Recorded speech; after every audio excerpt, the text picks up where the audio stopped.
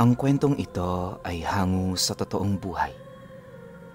Karanasan ito ni Baron. Taong 1989, Suminot, Zamboanga del Sur.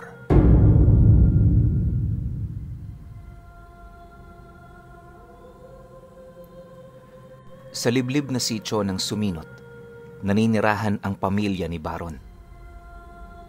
Matagal na sila sa lugar na yon at karamihan sa mga taong naroon, aminado silang kakilala na nila ito. Bibihirang tao lang ang lumalapit sa sitio dahil sa mga usaping may kinalaman sa lihim na karunungan. Ayon sa kanya, hindi sila gaanong tumatanggap ng dayo buhat sa mga kasityo nilang mga inggitero. Pagtatapat pa ni Baron na kadalasan sa mga taong ganon sa lugar nila, kung hindi mga manlalason, mga mangkukulam. Sa sobrang sensitibo ng mga ito, konting pagkakamali lang, itinuturing na nila yung matinding pagkakasala sa kanila. Gayunpaman sa kabila ng mga taong yon, nananatiling hindi yun ang pinakabanta sa lugar. Sa halip ang kinakatakutan talaga doon ng karamihan ay ang tiyuhin ni Baron na si Manong Morte. Sa sityong kanilang pinagtitirhan, halos kilala ng lahat si Manong Morte. Paano ba naman kasi, marami itong mga milagrong ipinakita sa mga taong naninirahan sa lugar na yon. Kalat na kalat rin ng usapin na isa itong aswang na nagbabalat kayo bilang tao. Subalit, kahit na ganon itong tiyuhin ni Baron, masaya pa rin ang mga taong nakakakilala sa kanila. Gawa ng wala sa bokabularyo nito ang manalo ng mga kakilala. Minsan nga, sa halip na katakutan, ito pa ang pangunahing nilalapitan ng mga kakilala nila sa tuwing humihingi yon ng tulong. Di naman ito tinatanggihan ng tiyuhin niya. Gawa ng pamilya na rin ang turing niya sa mga ito. Dahil sa palaging kasama si Baron ng kanyang tiyuhin, aminado siyang alam na niya ang lahat ng kalakaran nitong ginagawa. Sa mata ng mga kakilala nila, isa itong bayani ng kanilang lugar. Pero para sa kanya, isa lamang yung halimaw na nagkukubli sa ganoong pagkakakilanlan. Mahirap man yung paniwalaan para sa kanya, pero siya mismo nakita niya kung papaano yun manginain ng mga sanggol na buwan pa lamang ang tanda. Ang mas ikinagagalit pa ni Baron sa kanyang tiyuhin ay yung pagiging ganid nito sa pagkain. Wala itong pakialam kung saan siya kukuha ng karne ng bata. Basta ang mahalaga para sa kanya, makamit ang gusto niya. Dagdag pa niya na may mga pagkakataong isinasama siya nito sa mga karatig lugar ng Zamboanga para lamang mangalap ng pagkain itong magtatagal ng ilang linggo. Gustong-gusto man niyang lumayo sa tiyuhin niyang yon, hindi niya yun magagawa sa kadahilanang malapit din dito ang kanyang mga magulang. Alam din niyang mapaghigante ang kanyang tiyuhin, kaya sa abot ng kanyang makakaya, pinilit niyang tiisin ang lahat. Ngunit habang tumatanda at nagkakaisip itong si Baron, doon niya nauunawa ang mali ang mga hilig at gawain nito. Upang makatakas sa kadenang nag-uugnay sa kanya sa demonyong yon, pinili niyang itoon ang kanyang wisyo sa pagtatrabaho. Noong una, hindi naman yun pinansin ng tiyuhin niya. Subalit habang tumatagal, napapansin na nitong hindi na siya sumasama. Kapag kasi hindi nito kasama si Baron sa mga lakad, hirap na hirap itong maisakatuparan ang nais niyang mangyari. Sa oras kasi na wala ang pamangkin ni Manong Morte, hindi siya gaanong nakakakuha ng sanggol, gawa ng walang magbabantay sa mga una niyang huli. Para sa tiyuhin niya, yon ang pinakamahirap sa lahat, gawa ng anumang oras pwedeng tumakas ang mga bata sa mga sandaling magkaroon yon ng malay. Hindi yung literal na sanggol ang tatakas Yung mga nasa edad 4 hanggang 6, kaya nang tumakas nun. Pero kapag kasama naman ito si Baron, hinding-hindi yun gaanong nag-aalala dahil may titingin sa mga batang nahuli niya. Kung iisipin kasi, pwede naman niyang itali ang mga nakuha niyang pagkain. Ang kaso lang masyado itong pihikan sa karne. Ayaw nitong naghahalo ang laman at dugo, kaya na may bago siya pumatay ng bata, sinisiguro niyang wala itong anumang pinsala sa katawan. Kapalit din ng pagsunod ni Baron sa tsuhin niya ay ang pagtanggap naman niya ng salapi na siya namang nagtataguyod sa mga pangangailangan ng kanilang pamilya. Dahil na rin sa kahirapan, kung kaya't may mga pagkakataong itinuturing yung biyaya ng kanilang padre de pamilya. Bagaman nagagalit siya tuwing nakakarinig siya ng ganoong bagay, wala siyang magagawa kundi ikimkim ang lahat ng kanyang mga iniisip. Dahil sa ganoong sitwasyon, maigi naman siyang nag-isip ng paraan kung papaano niya matatakasan ang tsuhin niyang yon. Alam niya kasing kapag tumagal pa ang pananatili niya sa poder nito, hindi malabong maging ganon din siya. Ayaw niya yung mangyari dahil na rin sa mga karumal-dumal na bagay na nasaksihan mismo ng kanyang mga mata. Nga pala pinuno, hayaan niyong ilahad ko muna sa inyo ang detalye sa mga nagiging lakad ni Baron at ng tsuhin niya. Baka kasi isipin ninyo, araw-araw silang naghahanap ng bata at sanggol. Hindi ganun yon. Halos isang beses nga lang sila akong lumakad kada isang linggo. Minsan wala pa. Gayunpaman, sa loob ng ilang araw nilang pagbisita sa mga karatig baryo, katakatakot na karanasan ang kanyang pinagdadaanan. Naniniwala rin siyang hindi ito napapansin ng tsuhin niya dahil sa husay niyang magpanggap. Ayon nga sa kanya na, tuwing may lakad sila, walang pagdadalawang isip siyang sumasama. Ipinapakita niya rin dito na wala siyang pakialam sa mga batang pinapatay nito. Sa halip para maipakita ang kanyang katapatan, siya na mismo ang nagboboluntaryong ilaga ang mga karne nito. Sabihin na nating halang na rin ang kanyang kaluluwa. Pero anong magagawa niya? Maging si Baron man kasi, aminadong nasa bingit din ang kamatayan ng kanyang buhay. Matagal na niyang kilala ang tsuhin niya, kung saan alam niyang hindi ito marunong magpahalaga sa mga taong walang pakinabang. Matagal na rin niyang alam ang tungkol sa kawalan nito ng pakialam sa kanyang pamilya, pero pilit nitong binabago ang ganoong pakikitungo dahil sa mga ginagawa niya. Sa paglipas pa ng mga buwan, nagpatuloy ang ganoon nilang gawain.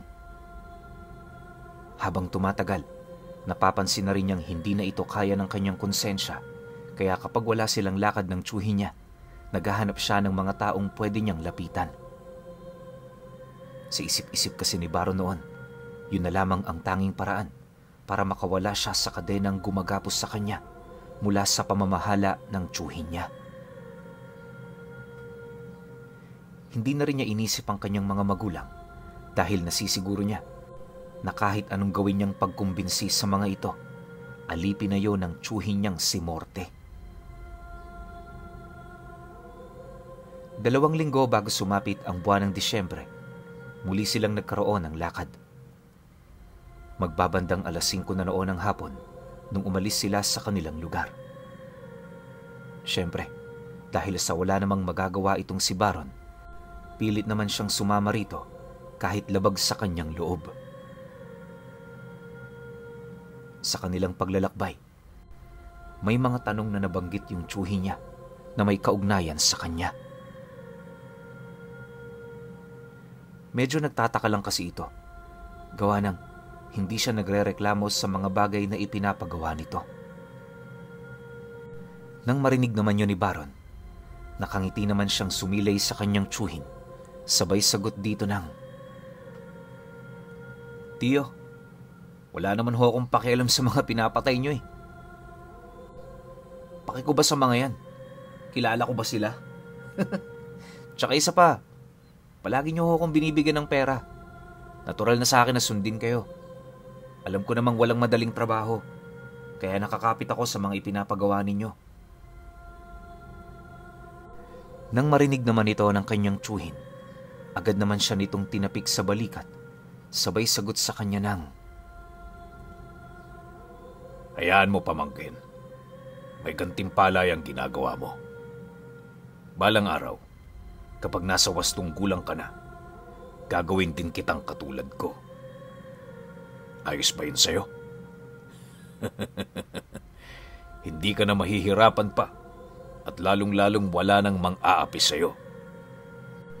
Sino pa bang magmamana ng karunungan kong ito? Kundi ikaw, di ba? Dahil sa sinabi nito, nakaramdam ng matinding kaba itong si Baron. Ayaw niya kasing mangyari ang bagay na yon sa kadahilanang marami pa siyang pangarap sa buhay. Naniniwala rin siyang ang pagpasok sa ganoong estado ng buhay ay magdudulot lamang ng pighati at matinding kahirapan. Kung tutusin, mas pipiliin niyang mamuhay ng normal kaysa sumunod sa yapak ng kanyang tiyuhin. Makalipas pa ang ilang minutong pananatiling tahimik, napilitan naman siyang sumang-ayon sa nais nitong mangyari. Ilang oras pa ang dumaan, nang mapansin nilang unti-unti nang lumulubog ang araw, doon na nila binilisan pa ang pagpapatakbo sa mga kalabaw nilang dala. Bago pa man sumapit ang 7:00 ng gabi, narating na nga nila ang labasan ng baryo. Mula sa lugar na yon, mariing inabisuhan siya ng kanyang tiyuhin na maghintay. Nang marinig naman niya ang sinabi nito, tumango lang naman siya habang pinagmamasdan itong nagpapahid ng itim na putik na may langis sa katawan.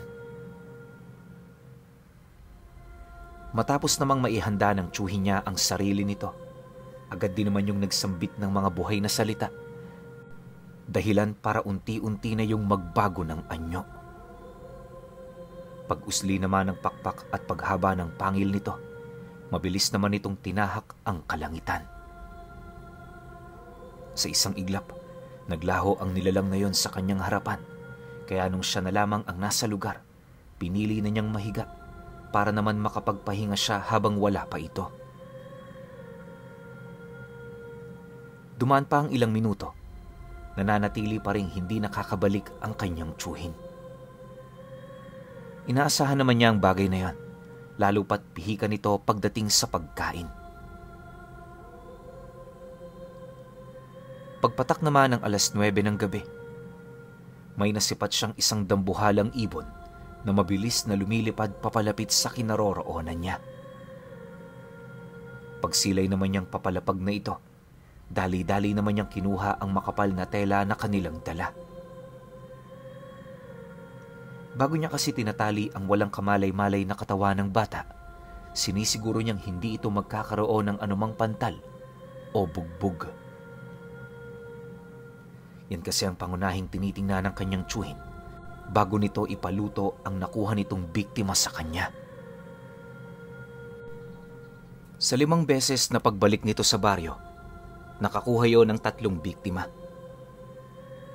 Matapos naman niyang masilayan ang mga batang yon, agad naman niya itong binalot, sabay lagay sa sakong dala-dala nila.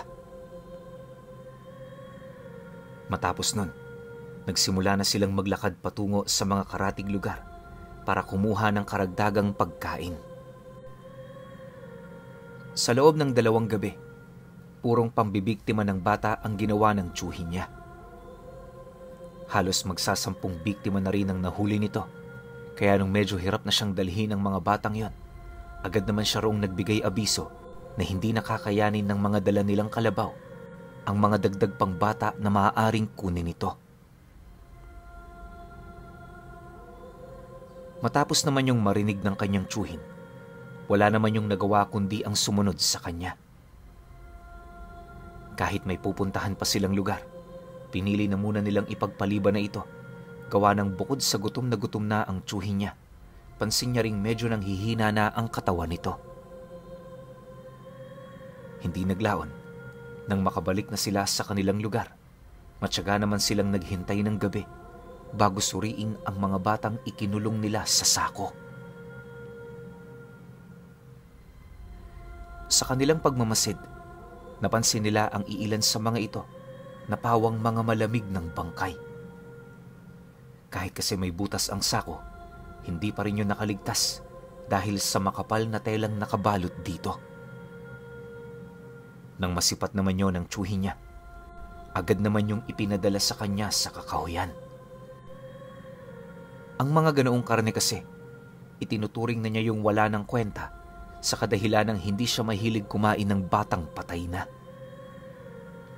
Ang palagi nitong sinasabi sa kanya, hindi siya balbal para gawin ang bagay na yon. Nang marinig naman ni Baron ang sinabi ng kanyang tsuhin, dali-dali naman niyang hinila ang mga sako patungo sa unahang bahagi ng kanilang tahanan.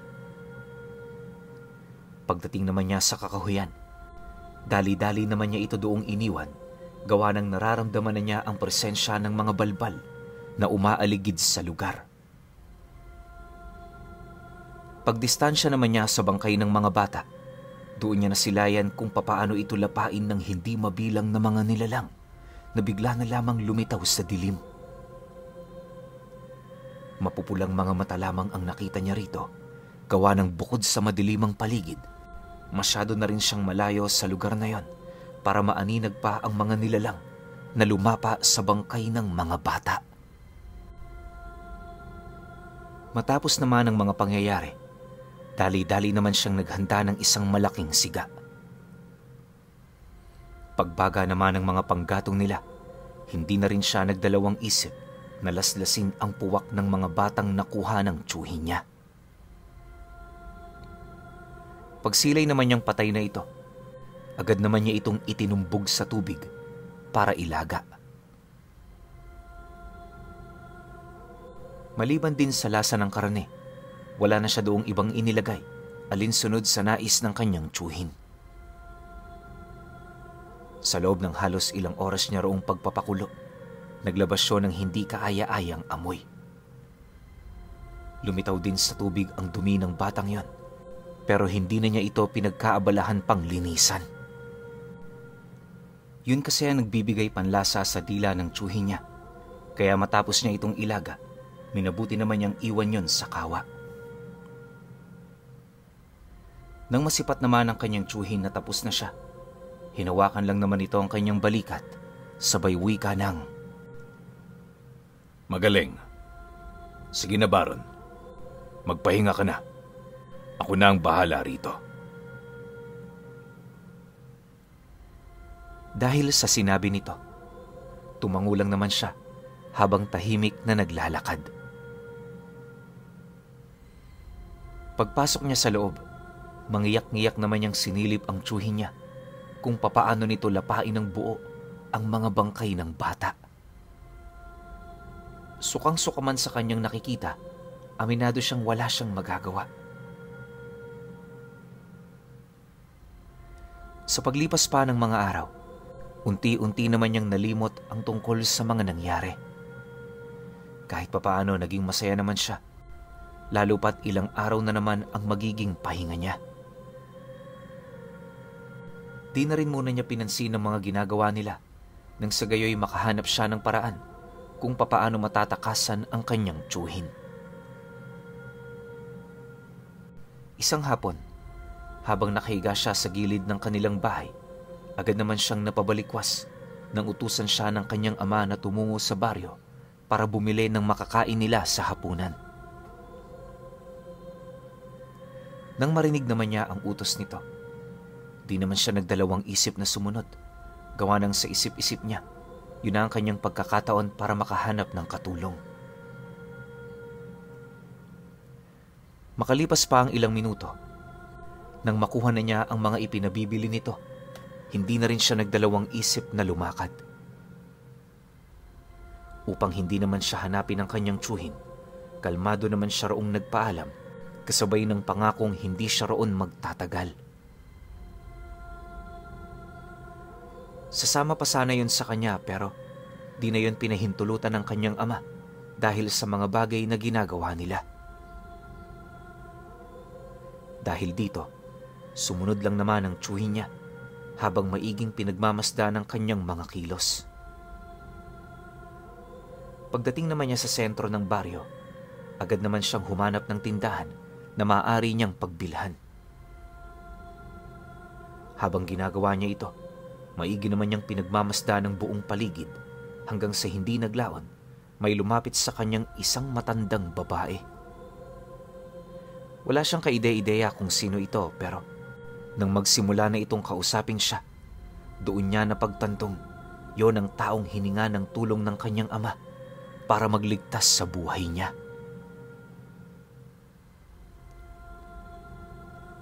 Ayon sa matanda, nakaplano na ang lahat kaya wala na siyang dapat na ipag-alala.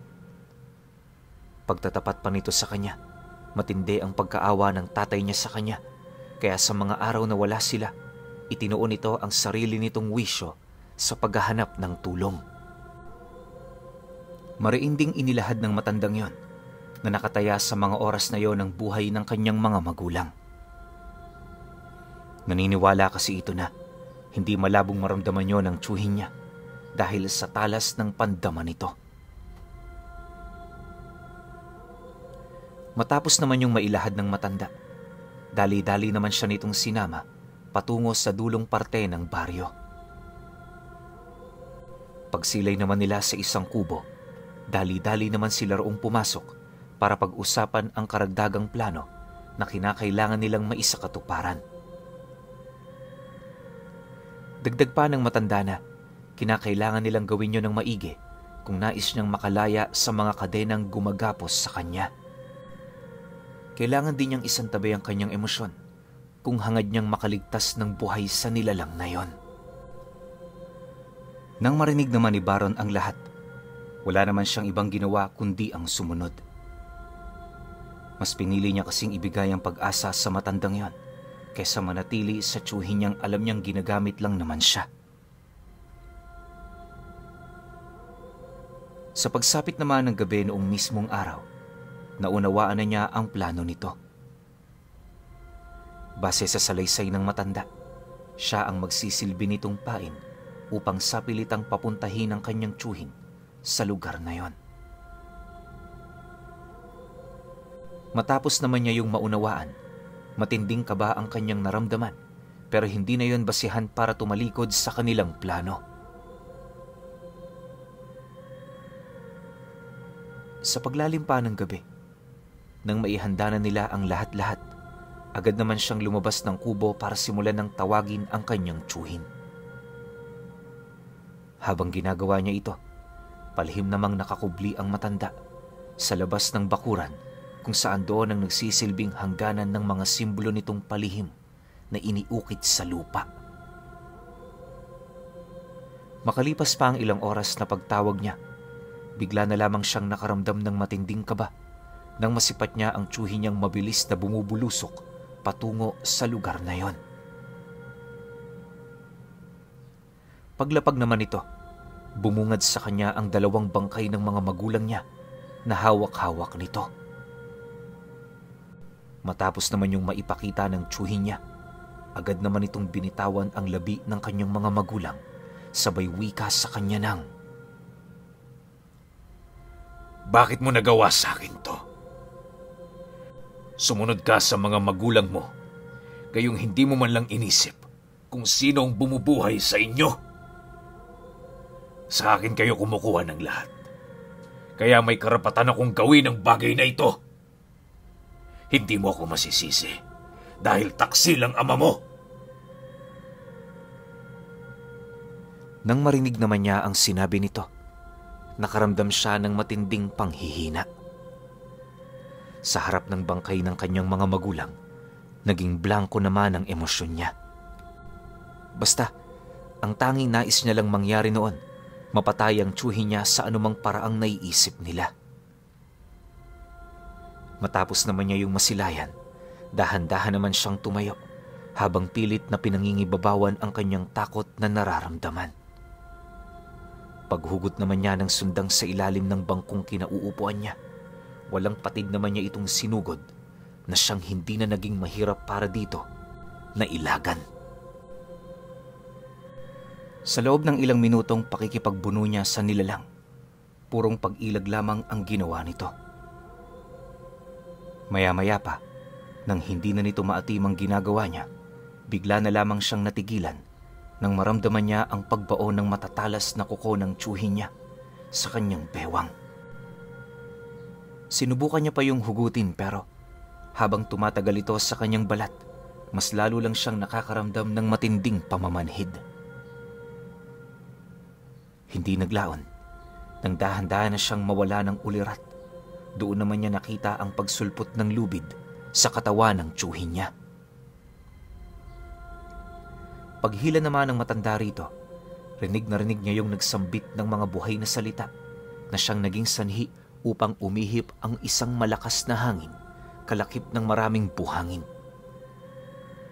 Pansamantala itong bumalot sa lugar na yon, at nung mawala na ang bagay na yon, doon niya nakita ang tiyuhin niyang nakaluhod na may mga nakatarak na hindi mabilang na tuod sa katawan. Akala niya yun ang magiging katapusan nito. Pero pagsilay naman niyang dahan-dahan yung tumatayo, nakaramdam siya ng matinding pag-aalala para sa albularyong nagbigay ng tulong sa kanya. Pagsugod naman ito sa kinaroroonan ng matanda, buong puwersa namang nagbuno ang dalawa, kung saan kitang-kita niya ang halos magkapantay nitong mga lakas. Sa bawat pag-unday doon ng tiyuhin niya ng saksak, buong lakas naman yung ginagantihan ng albularyo sa pamamagitan ng pagtaga niya rito gamit ang matalas niyang talibong. Ang kaso lang tuwing lumalapat ang talibong na yon sa katawan ng tiyuhin niya, napapansin niyang napakababaw lang ng nagagawa nitong pinsala.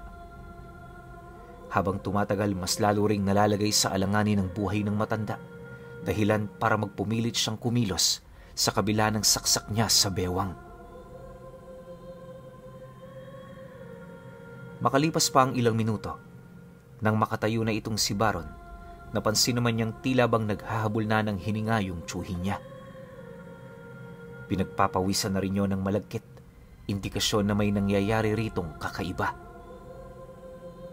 Nang mapansin naman yun ni Manong Morte, bahagya naman itong umatras sa kinaroroonan ng matanda, sabay tanong dito ng, "At ano na naman ang ginagawa mo sa akin? Hindi mo ba kayang lumaban ng patas? Bakit marami kang ginagamit ng palihim?" Nang marinig naman ng matanda ang sinabi nito, humagikgik lamang yon sabay wika rito ng, "Huwag ka nang umastang parang nagugulangan ka sa sitwasyong ito. Hindi ba't kayong mga aswang gawain nyo na ito? Ipinaparamdam ko lang sa iyo kung ano ang nararamdaman ng mga biktima nyo tuwing sila'y iniisahan ninyo. Malapit ka na. Kapag napagod ka, epekto na ang usal na nakapalibot sa lugar na ito." Dahil sa sinabi nito, mas lalo lang namang nagmalabis si Tandang Morte na paslangin ng matanda. Akala nito purong salita lamang ang sinasabi nito sa kanya, pero nagkamali siya. Makalipas pa ang ilang minuto nilang pagbubuno, nang akmang aatras pa ang tiyuhin niya, bigla nitong naramdaman ang pagpulupot ng isang baging na animoy nagmula pa sa kawalan.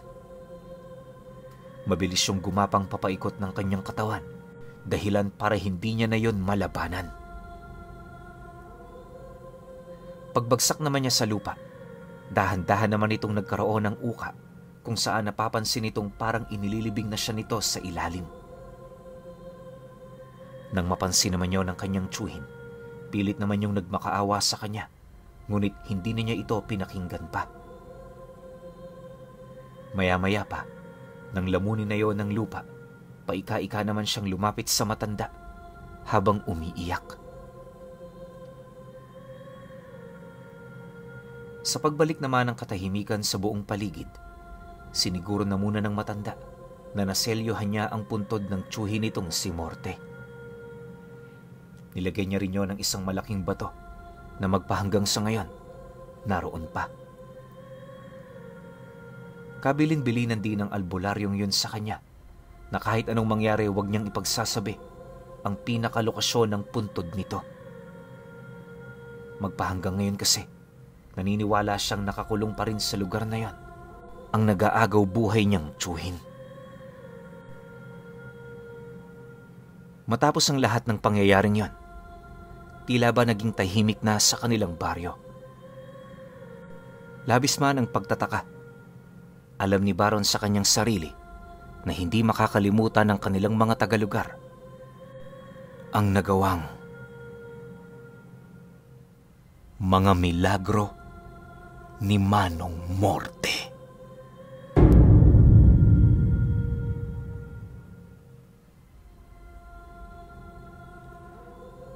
Okay. Opinyon ko sa kwento. Grabe, sobrang nakakatakot tsaka nakakadiri itong kwento na to, no? Simula pa lang hanggang dulog, ganun at ganun yung nangyayari. Isipin ninyo, kayo yung nasa sitwasyon ni Baron, tas makikita nyo yung tito nyo o kahit tatay nyo na lang na gumagawa ng ganung bagay. Tapos sa mga bata pa. Diba, ang hirap sikmurain nun. Paano na lang kung mangyari yun sa kapatid mo? O sa kapatid ng isa sa mga mahal mo sa buhay? Diba, yung kumbaga yung parang, paano ba, isasalin mo yung sitwasyon mo dun sa taong binibiktima ng tiyuhin mo. Diba, sobrang pangit nun. Ang pangit sa pakiramdam nun. So ako, dito masasabi ko sa kwento ni Baron na ang tatag ng sikmura niya. Tsaka ginawa niya lang yun para buhayin yung pamilya niya.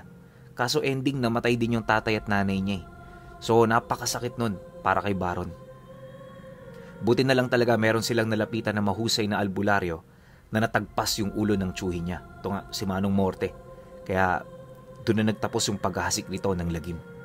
Pinagtataka ko lang, sa dami ng batang nakuha nito, hindi kaya yun hinahanap ng mga magulang nila? O pwede ring si Manong Morte yung klase ng aswang na kapag nawala yung isang miyembro ng pamilya, pinapalitan niya yun ng parang tuod nga yung ginagamit ng ibang aswang, di ba? Tapos nagiging tao yun, kalaunan mamamatay din nang hindi nila alam kung ano yung dahilan. So parang ang mangyayari nito, namatay yung bata na yon o yung mga binibiktima ni Manong Morte sa natural na kamatayan. Pero hindi alam ng kamag-anak nun, kinain na ng buo ni Manong Morte yung bata o sanggol nilang kaanak. Overall, masasabi ko sa kwento, sobrang dugo tsaka nakakadiri. Pero kayo, kung may opinyon kayo sa kwentong ito, comment nyo lang sa baba. Yun lang. Hanggang sa susunod na kwento. Salamat.